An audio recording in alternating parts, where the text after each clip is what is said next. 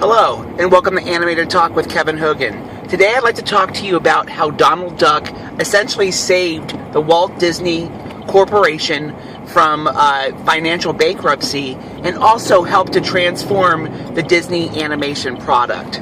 How did Donald Duck single-handedly do this?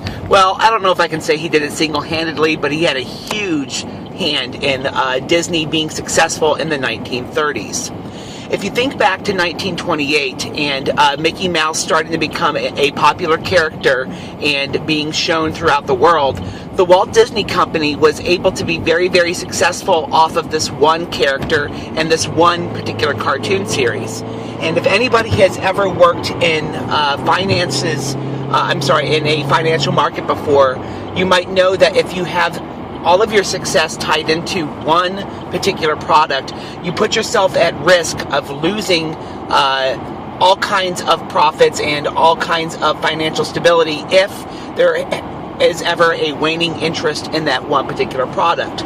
Therefore, you need to diversify.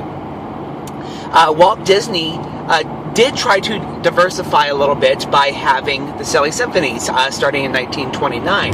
However, the Silly Symphonies were more successful as being a breeding ground for experimentation and artistic growth for the organization, and not so much for bringing lots of successful shorts, because they were all one-off shorts. Some of them were successful, like the Three Little Pigs being one of the most successful cartoons of all time. However, other shorts like Water Babies, most people don't remember that one. So not all of those were terribly successful. So Mickey Mouse really was the bread and butter of the organization. However, Walt Disney had a problem when it came to the early 1930s. Mickey Mouse could no longer get into trouble. He could no longer have attitude. He could no longer chase after barnyard animals to make music out of pulling on their tails. He could no longer be aggressively romantic with Minnie. Why could he not do these things? It was because there were all kinds of organizations throughout the United States and really the world that stated that Mickey Mouse was becoming a bad influence. The problem for Walt Disney was that Mickey Mouse was his bread and butter, and Mickey Mouse was a relatively entertaining character because people related to him. Whether or not we want to admit it, a lot of us have those kinds of not so great traits, that we tend to chase after other people romantically. We tend to have crass humor sometimes. We tend to sometimes get into trouble in kind of a mischievous way. And so Mickey Mouse was an interesting character for us at first because we could identify with him as a little bit of a little prankster. He was a cute little mouse, but he also could get into trouble. And Disney couldn't get away with this anymore. Unfortunately, the pressure was mounting for him to make Mickey more responsible. The problem is, if Mickey was increasingly responsible, he was also increasingly not interesting. And so the Disney product was in danger of losing its flagship source of income, which was the Mickey Mouse cartoons. So Walt Disney had a decision to make. He could either make his cartoons more bland, or he could try to find some way to bring in other forms of cartoon mischief and make Mickey himself a little bit more benign.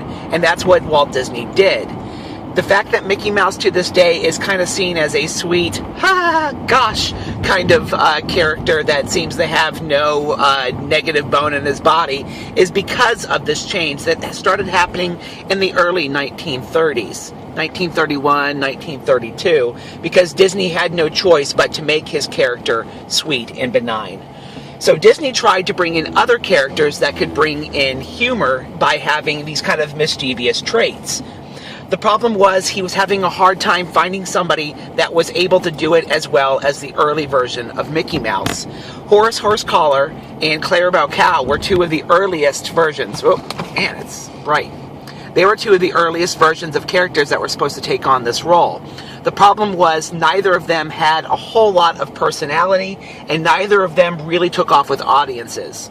Audiences were fine with these two characters, but they were not characters that could stand out on their own or really carry any length of cartoon. They really just kind of took the focus off of Mickey for 30 seconds here or there. And especially with Clarabelle Cow, it was mainly just the occasional, I'm sorry, but udder joke. It was mainly based upon she has udders and milk squirting out of it is funny. That was basically her main shtick. They just didn't really have a ton of personality. Back to the drawing board. Disney then created Pluto. Pluto was an interesting character in that he was able to be a real dog and do the kinds of things that a real dog does, which was get into trouble and sometimes disobey his owner. And he was successful, and Pluto continues to be a successful character to this day.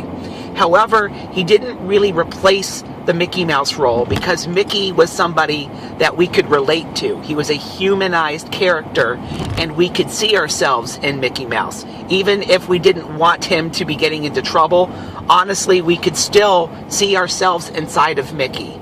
And if he was becoming more and more bland, we were becoming less and less interested. So Pluto did not completely take over the role that Mickey Mouse used to play when he was more mischievous. In comes Goofy, and Goofy attempts to be the character that takes over this role. The problem was with Goofy, though, was he was kind of dumb, and we don't want to identify ourselves as dumb. I don't want to think of myself as kind of an idiot. I don't want to think of myself as somebody who's bumbling.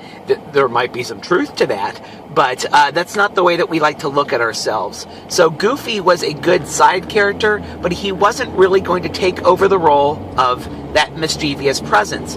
And so a lot of those Mickey Mouse cartoons in the very early 30s were pretty bland. We wonder why they were just kind of making music out of objects that were sitting around. That's all they could really come up with at that point to keep you interested. Last but not least, there was Donald Duck. The Wise Little Hen 1934 was a silly symphony, and Donald Duck was a bit character in there. But finally, Disney was able to identify, yes, this is my character. He gets into trouble. This is a character who was basically throwing fits and having tantrums and was unhappy and was showing all of those kinds of things that have those negative traits that can drive a cartoon story, but also be relatable, because let's face it, all of us tend to do that. And it worked out well because now Mickey was the good one. Mickey was supposed to be the one who chastised Donald and was able to give Donald his comeuppance at the end of the cartoon. So we were able to kind of have our cake and eat it too. We were able to kind of have some wish fulfillment of our desire to sometimes throw a tantrum and a fit and get angry. And so we were able to identify with Donald. However, at the end of the cartoon, when we are starting to think, well, I don't want to look at myself as being bad and throwing temper tantrums, then we can pivot our focus over to Mickey Mouse and go, yes, Mickey, show him what he deserves. When at the end of the day, for most of the cartoon, we are actually identifying with Donald. As the 1940s came in, we became more and more aggressive with the whole thing going on with World War II throughout the world, and the world's population became a little bit less conservative. And so Donald was able to be Donald. Oop, camera slid a little bit. Donald was able to be Donald on his own and not need Mickey Mouse. We were finally okay with the fact that sometimes we throw temper tantrums and we get mad, and that's okay. And so Mickey Mouse became less and less popular, and he was actually shown in less and less cartoons, and Donald essentially became Disney's bread and butter.